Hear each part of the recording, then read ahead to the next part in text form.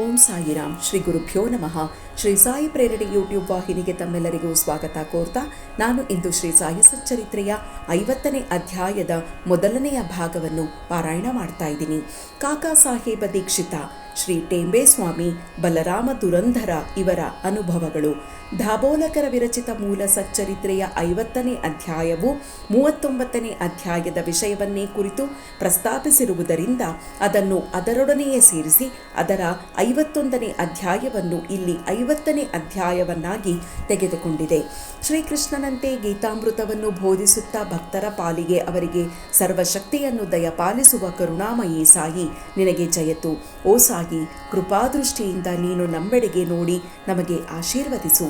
ಮಲೆಯ ಗಿರಿಯಲ್ಲಿ ಚಂದನದ ಮರಗಳು ಉಷ್ಣತೆಯನ್ನು ಹೋಗಲಾಡಿಸುವಂತೆ, ಮಾನವನಿಗೆ ಸುಖ ಸಂತಸಗಳನ್ನು ಕೊಡಲು ಭೂಮಿಯ ಮೇಲೆ ಮಳೆಯಾಗುವಂತೆ, ಅಥವಾ ವಸಂತ ಋತುವಿನಲ್ಲಿ ಪರಮಾತ್ಮನ ಜೊತೆಗೆ ಪೂಜೆಗೆ ಸುಮನ ಪ್ರಕಟವಾಗುವಂತೆ ಈ ಸಾಯಿ ಸಚ್ಚರಿತ್ರೆಯನ್ನು ಕೇಳುವವರಿಗೂ ಹೇಳುವವರಿಗೂ ಸುಖ ಶಾಂತಿಗಳು ದೊರಕುತ್ತವೆ. ಈ ಮಾತನ್ನು ನಿದರ್ಶಿಸುವ ಘಟನೆಯನ್ನು ಪರೀಕ್ಷಿಸೋಣ. ಕಾಕಾ ಸಾಹೇಬ ದೀಕ್ಷಿತ ಶ್ರೀ ಹರಿ ಸೀತಾರಾಮ ಅಥವಾ ಕಾಕಾ ಸಾಹೇಬ ದೀಕ್ಷಿತರು 1864ರಲ್ಲಿ ಜನ್ಮ ತಾಳಿದರು. ಅವರ ಪ್ರೈಮರಿ ವ್ಯಾಸಂಗವು ಖಾಂಡ್ವಾದಲ್ಲಿಯೂ ಮತ್ತು ಹಿಂಗನಘಾಟದಲ್ಲಿಯೂ, ಸೆಕೆಂಡರಿ ವ್ಯಾಸಂಗವು ನಾಗಪುರದಲ್ಲಿಯೂ ಆಯಿತು. ಉಚ್ಚ ವ್ಯಾಸಂಗಕ್ಕಾಗಿ ಅವರು ಮುಂಬಯಿಗೆ ಬಂದು ಮೊದಲು ವಿಲ್ಸನ್ ಕಾಲೇಜಿನಲ್ಲಿಯೂ ನಂತರ ಎಲ್ವಿನ್ಸ್ಟನ್ ಕಾಲೇಜಿನಲ್ಲಿಯೂ ವ್ಯಾಸಂಗ ಮಾಡಿದರು.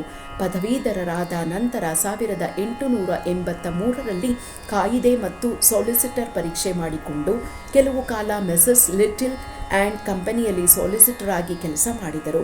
ಅನಂತರ ತಮ್ಮದೇ ಆದ ಸಾಲಿಸಿಟರ್ ಸಂಸ್ಥೆ ಆರಂಭಿಸಿದರು. 1909ರ ತನಕ ಇವರಿಗೆ ಬಾಬಾ ಅವರ ಹೆಸರೇ ಗೊತ್ತಿರಲಿಲ್ಲ. ನಂತರ ಅವರು ಲೋನಾವಳದಲ್ಲಿ ತಂಗಿದ್ದಾಗ ತಮ್ಮ ಹಳೆಯ ಸ್ನೇಹಿತರಾದ ಶ್ರೀ ನಾನಾ ಸಾಹೇಬ ಚಾಂದೋರಕರ ಅವರ ಸಂಪರ್ಕವಾಗಿ ಬಾಬಾ ಅವರ ಪರಮ ಭಕ್ತರಾದರು. ಅದು ಹೇಗೆಂಬುದನ್ನು ನೋಡೋಣ. 1909ರಲ್ಲಿ ದೀಕ್ಷಿತ ಮತ್ತು ಚಾಂದೋರಕರ ಅವರ ಭೇಟಿಯಾಗಿ ಇಬ್ಬರು ಮಾತನಾಡುತ್ತಾ ಕುಳಿತರು. ಆಗ ಕಾಕಾ ಅವರು ತಾವು ಲಂಡನ್ನಿನಲ್ಲಿ ರೈಲು ಹತ್ತುವಾಗ ಕಾಲು ಜಾರಿ ಅಪಘಾತ ಹೇಗೆ ಸಂಭವಿಸಿತ್ತು ಎಂಬುದನ್ನು ವಿವರಿಸಿದರು. ಎಷ್ಟೋ ಚಿಕಿತ್ಸೆ ಮಾಡಿಸಿದರೂ ಕಾಲು ಸರಿ ಹೋಗಲಿಲ್ಲ ಎಂದು ಹೇಳಿದರು. ಆಗ ನಾನಾ ಅವರು ಕಾಕಾ ಅವರಿಗೆ ಕಾಲು ನೋವು ಗುಣವಾಗಿ ಕುಂಟುವುದು ತಪ್ಪಬೇಕಾಗಿದ್ದರೆ ಶ್ರೀ ಸದ್ಗುರು ಸಾಯಿ ಬಾಬಾ ಅವರ ದರ್ಶನ ಮಾಡಲು ಸಲಹೆ ಮಾಡಿದರು. ಅವರು ಬಾಬಾ ಅವರ ಬಗ್ಗೆ ಸಮಸ್ತ ವಿಷಯಗಳನ್ನು ತಿಳಿಸಿದರು. ಅವರು ನನ್ನ ಭಕ್ತರು ಎಷ್ಟೇ ದೂರವಿರಲಿ, ಸಪ್ತ ಸಮುದ್ರಗಳ ಆಚೆ ಇರಲಿ, ಅವರನ್ನು ಗುಬ್ಬಿಯ ಕಾಲಿಗೆ ಹುಡುಗರು ದಾರ ಕಟ್ಟಿ ಎಳೆದು ತರುವಂತೆ ನಾನು ಅವರನ್ನು ಬರಮಾಡಿಕೊಳ್ಳುತ್ತೇನೆ ಎಂಬ ವಚನವನ್ನು ಹೇಳಿದರು. ಆಗ ಕಾಕಾ ಅವರು ಇದನ್ನು ಕೇಳಿ ಸಂತಸದಿಂದ ಬಾಬಾ ಅವರಲ್ಲಿಗೆ ಹೋಗಿ ಅವರ ದರ್ಶನ ಪಡೆದು, ಈ ಕಾಲಿನ ಕುಂಟುತನ ಗುಣವಾಗದಿದ್ದರೂ ಅಡ್ಡಿಯಿಲ್ಲ, ಆದರೆ ನನ್ನ ಚಪಲ ಬುದ್ಧಿಯನ್ನು ಸ್ಥಿಮಿತಗೊಳಿಸಿ ನನಗೆ ನಿತ್ಯಾನಂದವನ್ನು ದೊರಕಿಸಿಕೊಡುವಂತೆ ಪ್ರಾರ್ಥಿಸುತ್ತೇನೆ ಎಂದರು. ಇದಾದ ಕೆಲವು ಕಾಲದ ನಂತರ ಕಾಕಾ ಸಾಹೇಬರು ಮುಂಬಯಿಯ ಶಾಸನ ಸಭೆಯ ಸದಸ್ಯತ್ವದ ಮತ ಪಡೆಯಲು ಅಹಮದನಗರಕ್ಕೆ ಬಂದು ಸರದಾರ ಕಾಕಾ ಸಾಹೇಬ ಮಿರೀಕರ ಅವರೊಡನೆ ತಂಗಿದ್ದರು.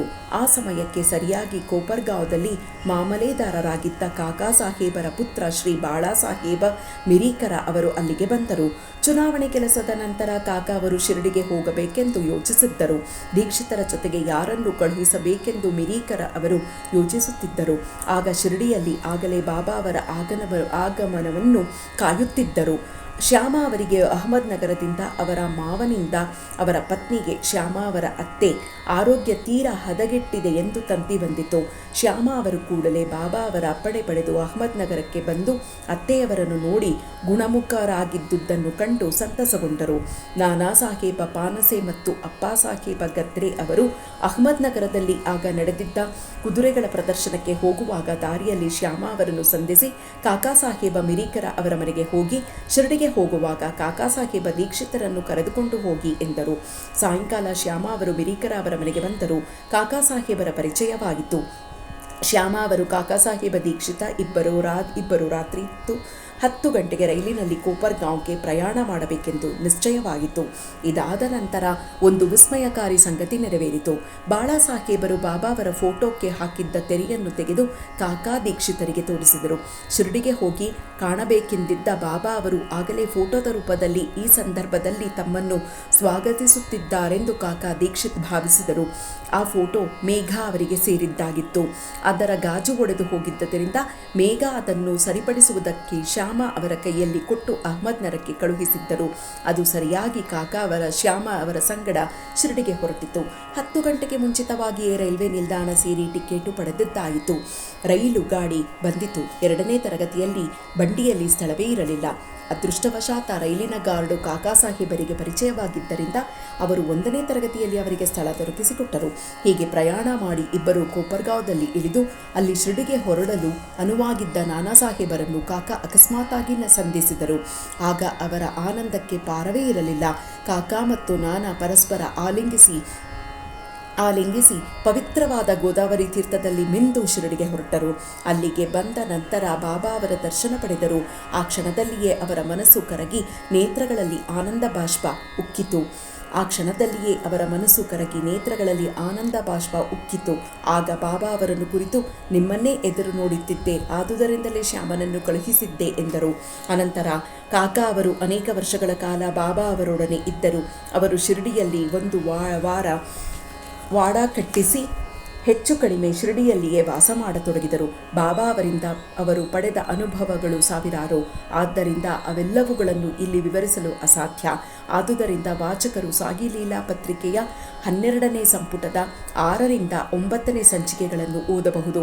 ಕೊನೆಯಲ್ಲಿ ನಿನ್ನನ್ನು ವಿಮಾನದಲ್ಲಿ, ಅಂದರೆ ನಿರಾಯಾಸವಾದ ಮರಣ, ಕರೆದುಕೊಂಡು ಹೋಗುತ್ತೇನೆ ಎಂದು ಬಾಬಾ ಕಾಕಾ ಸಾಹೇಬ ದೀಕ್ಷಿತರಿಗೆ ಹೇಳಿದ್ದರು. ಇದು ನಿಜವಾಗಿತ್ತು. 1926ನೇ ಜುಲೈ 5ನೇ ತಾರೀಕು ಅವರು ಹೇಮಾಡ ಪಂತರೊಡನೆ ಬಾಬಾ ಅವರ ಬಗ್ಗೆ ಮಾತನಾಡುತ್ತಾ ರೈಲಿನಲ್ಲಿ ಪ್ರಯಾಣ ಮಾಡುತ್ತಿದ್ದರು. ಆಗ ಒಮ್ಮೆಲೆ ಅವರು ಬಾಬಾ ಅವರಲ್ಲಿ ಶೀಘ್ರವಾಗಿ ಧ್ಯಾನಾಸಕ್ತರಾದಂತೆ ತೋರಿತು. ಕೂಡಲೇ ಅವರು ನಿರಾಯಾಸವಾಗಿ ತಮ್ಮ ತಲೆಯನ್ನು ಹೇಮಾಡ ಪಂತರ ಭುಜದ ಮೇಲೆ ಇಟ್ಟು ಇಹಲೋಕವನ್ನು ತ್ಯಜಿಸಿದರು. ಇಲ್ಲಿಗೆ ಶ್ರೀ ಸಾಯಿ ಸಚ್ಚರಿತ್ರೆಯ 50ನೇ ಅಧ್ಯಾಯದ 1ನೇ ಭಾಗವು ಸಂಪೂರ್ಣವಾಯಿತು. ಓಂ ಸಾಯಿ.